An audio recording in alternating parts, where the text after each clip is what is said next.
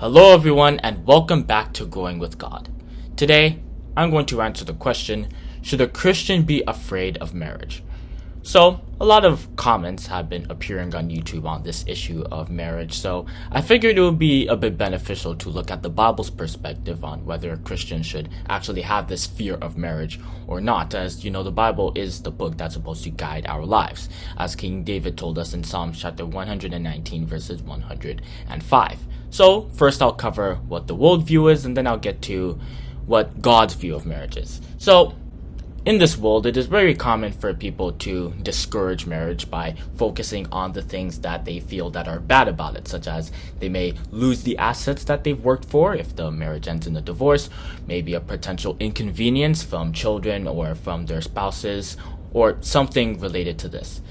But we should remember that marriage is a creation and institution of God. We see this in the Garden of Eden story when God created the man and the woman for each other in Genesis chapter 2. Plus, marriage brings companionship for both parties involved, and children can come from it as well, which can be used to continue the righteous legacy of their parents. So, because of this, it isn't really good for people to just discourage marriage because of ephemeral pleasures. But the reason why this trend is shifting, the reason why people are starting to dislike marriage, is actually because of prophecy. An example of a prophecy that talks about how people not like marriage anymore is Luke chapter 23 verses 28 to 29, which talks about how not being married would be seen as a blessing. So it is not actually us discouraging ourselves, but it is actually Satan and his spirits that are involved in the shifting trend. But the question is, should a Christian listen to these people? Well, to put it this way, if a woman listens to this voice against marriage, they're actually no different from Eve listening to Satan to eat the apple, as we see in Genesis chapter 3, because this anti-marriage voice isn't from God. Thus, by listening to them, we are listening to an ungodly voice.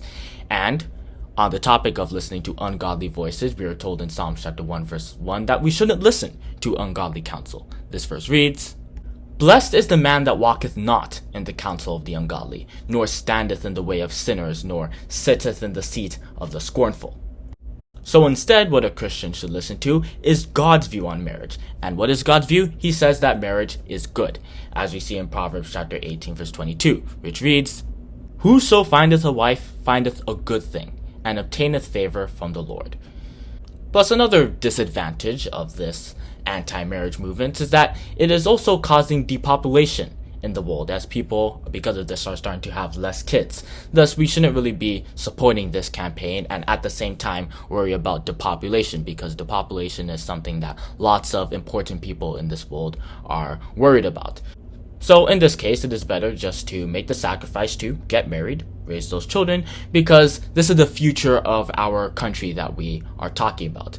Now, some people may try to fix this problem with immigration, but we're already kind of starting to see that this alternative won't last forever, because these immigrants that come to our country, they may also stop having kids as well to chase after opportunities, and it's generally a short-term solution.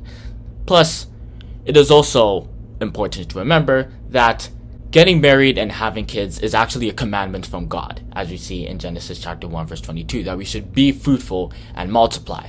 So we shouldn't try to rationalize God's instructions, but instead submit ourselves to the laws and righteousness of God, as you're advised to do in Romans chapter 10 verse 3. Plus, I also like to mention that the Bible itself says that marriage is a blessing, whether some people in this world like it or not, as King David said in Psalms chapter 127 verses 3 to 5.